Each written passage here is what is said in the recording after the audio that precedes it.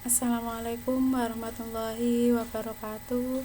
Yang saya sayangi dan saya banggakan anak-anakku, siswa-siswi SMK Saraswati Salatiga. Puji syukur alhamdulillahirrabbilalamin. Pada kesempatan kali ini kita dapat berjumpa kembali dalam pembelajaran mata pelajaran pendidikan agama Islam dan budi pekerti. Sebelum mengawali pembelajaran pada saat ini, marilah kita menundukkan kepala sejenak untuk berdoa memohon kepada Allah Subhanahu wa Ta'ala agar apa yang nantinya kita pelajari dapat bermanfaat dan berkah untuk kita semua.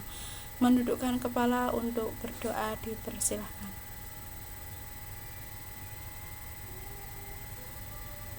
Berdoa selesai. Ya anak-anakku semua, pada pembelajaran saat ini Bu Nurul akan melanjutkan materi pembelajaran bab berperilaku ihsan.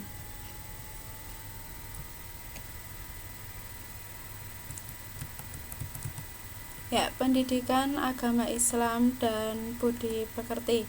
Materi ini saya buat untuk anak-anakku kelas 12. Ya.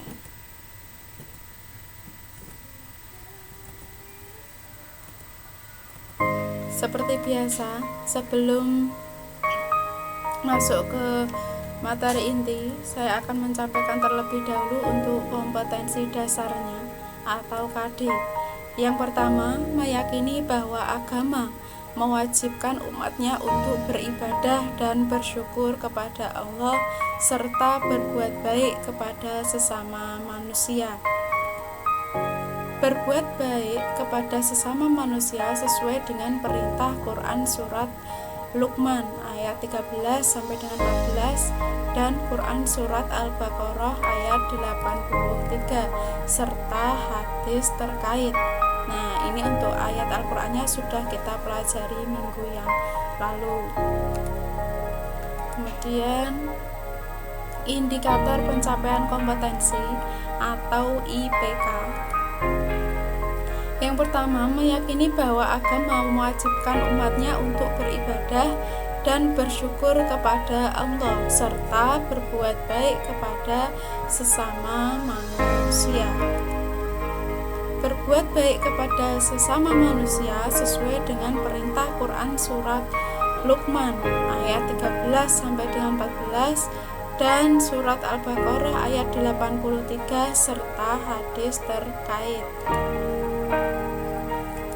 Yang berikutnya lagi, ruang lingkup dari perbuatan ihsan atau berbuat baik. Yang pertama, ihsan kepada Allah Subhanahu wa Ta'ala, berbuat baik kepada Allah Subhanahu wa Ta'ala. Yang kedua, ihsan kepada sesama makhluk Allah Subhanahu wa Ta'ala. Nah, ihsan kepada Allah Subhanahu wa Ta'ala itu seperti apa? Yaitu berperilaku ihsan dalam menyembah atau beribadah kepada Allah Subhanahu wa Ta'ala, baik dalam bentuk ibadah khusus yang disebut ibadah mahdhah atau murni atau ritual seperti sholat, puasa, dan sejenisnya, ataupun ibadah umum yang disebut dengan ibadah ghairu mahdhah atau ibadah sosial seperti belajar mengajar, berdagang, makan, tidur, dan semua perbuatan manusia yang tidak bertentangan dengan aturan agama itu ihsan. Kemudian ihsan kepada sesama makhluk Allah Subhanahu wa Ta'ala. Contohnya, ihsan kepada sesama meliputi seluruh alam raya ciptaan Allah. Misal terhadap tanaman, kita rawat dengan baik, kita siram, kita pupuk. Nah, kepada hewan, misal kita punya hewan peliharaan, kita kasih makan, kasih minum, kita pelihara dengan baik. Ihsan kepada orang tua. Nah, kita mematuhi perintah orang tua, mematuhi nasihat orang tua, membahagiakan orang tua. Kemudian ihsan kepada kerabat karib, ini kerabat teman, saling tolong menolong, saling membantu, karena kita hidup bersosial, kita tidak bisa hidup sendiri. Ihsan kepada anak yatim, boleh anak yatim atau anak piatu, yaitu anak yang sudah tidak memiliki orang tua, baik ayah maupun ibu. Ini harus kita perilaku baik ya. Ihsan kepada fakir miskin, fakir itu orang yang tidak memiliki apa-apa dan juga orang yang tidak memiliki pekerjaan. Jadi dia sudah tidak bekerja, tidak memiliki apa-apa dan tidak bisa mencukupi kebutuhan hidupnya. Kemudian miskin itu orang yang tidak memiliki apa-apa, tidak bisa mencukupi kebutuhan hidupnya, namun dia masih memiliki pekerjaan. Ihsan kepada tetangga, berperilaku baik kepada tetangga. Ketika tetangga sedang kesusahan, ya kita bantu.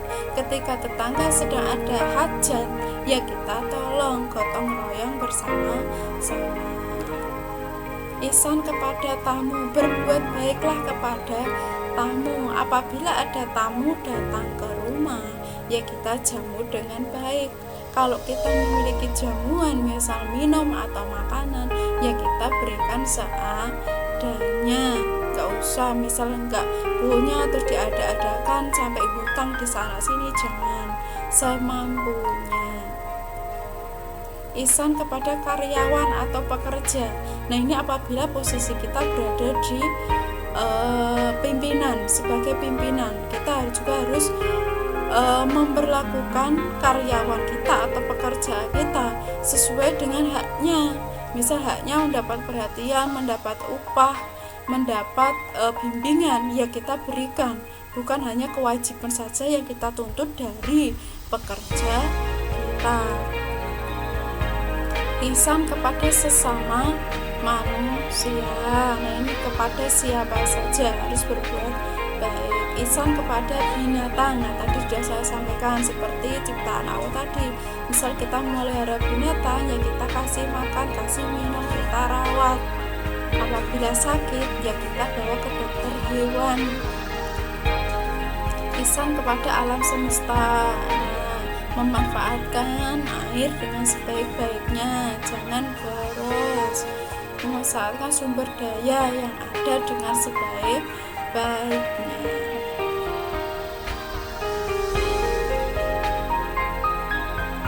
Berikutnya, adab dan metode menyampaikan nasihat.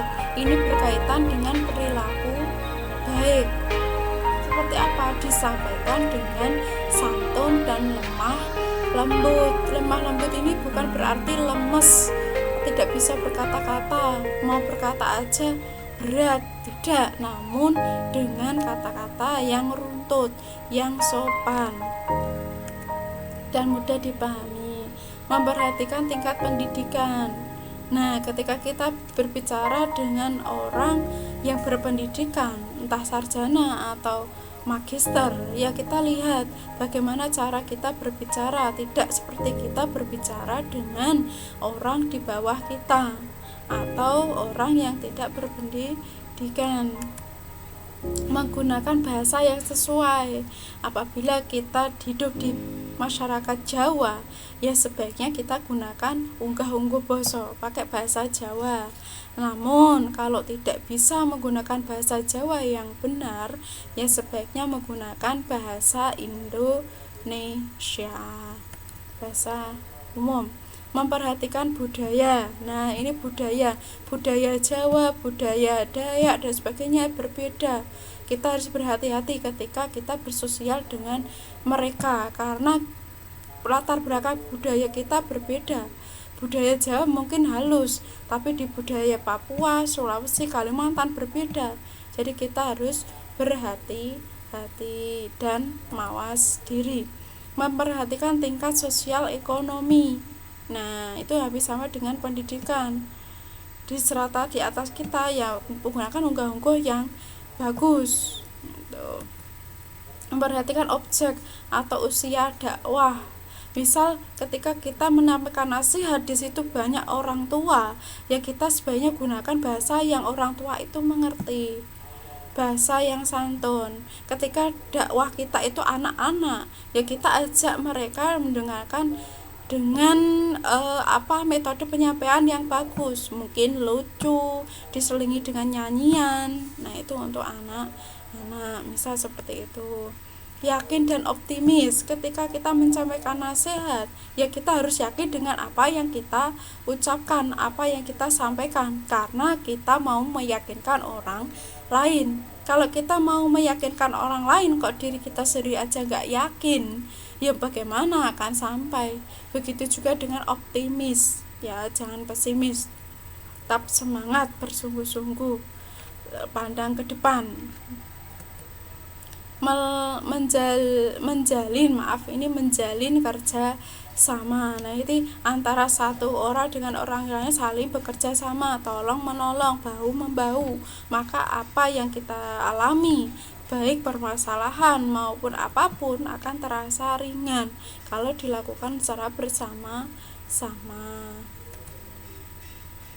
Konsekuen dengan perkataan. Apabila saat ini kita mengatakan A, bahwa suatu persoalan A itu benar, ya selamanya kita gunakan benar. Jangan sekarang A besok B, atau istilah Jawa itu mencela-mencele gitu ya. Jangan. Konsekuen itu sesuai dan itu continue atau berkelanjutan, tidak hanya saat ini saja namun dipakai seterusnya. Itu saja untuk pembahasan saat ini berkaitan dengan perilaku ihsan. Saya minta untuk anak-anakku bisa menerapkan perilaku ihsan ini dalam kehidupan sehari-hari, baik kepada siapapun. Jangan pandang usia, jangan pandang pendidikan, kepada siapapun kita harus bisa bersosial dengan baik, yaitu dengan berbuat ihsan atau berbuat baik. Mungkin ada anak-anakku yang masih mengganjal berkaitan dengan materi berperilaku ihsan. Mungkin ada pertanyaan, silahkan bisa ditanyakan langsung kepada Bu Nurul atau melalui komen di video yang Bu Nurul berikan. Sampai berjumpa dengan pembelajaran berikutnya. Marilah pertemuan hari ini ditutup dengan membaca hamdalah bersama. Alhamdulillahirabbil alamin. Lebih dan kurangnya Bu Nurul minta maaf. Semoga bermanfaat dan barokah untuk kita semua. Akhirul kalam, wassalamualaikum warahmatullahi wabarakatuh.